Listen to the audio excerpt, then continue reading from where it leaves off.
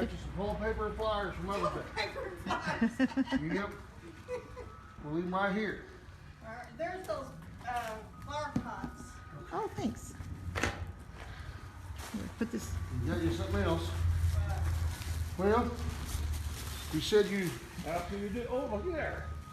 Mother's Day. Yep. You said you was missing people and just can't wait to get hugged. So I got this. Are you filming or reading something? I'm filming. He wanted me to record it. Oh, a hugger? Yep. Where'd you get that? I got it. Made it more.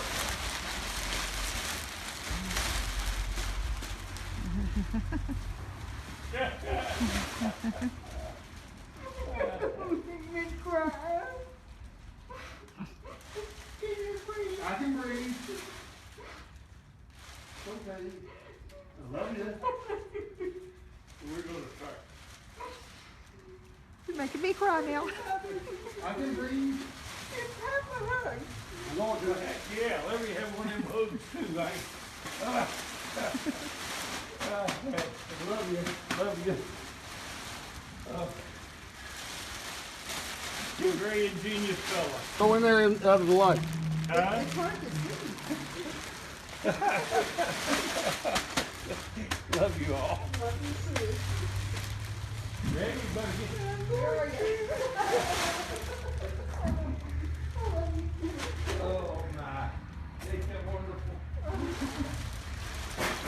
Happy Mother's Day. Did you put that on anything? Hey guys, so these are my folks.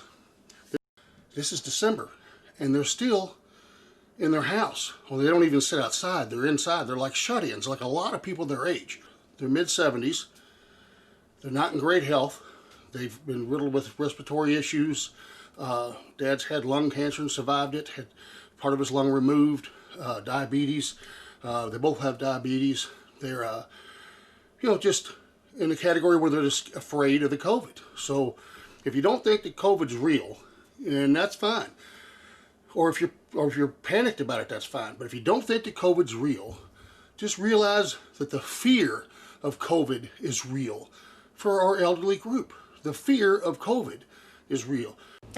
Because even if you don't believe it, and I don't know to what degree the COVID is, I don't know what's real and what ain't real, but I know the fear of COVID is real, and these elderly people are scared, and they feel disrespected when they run into us and we're not wearing masks.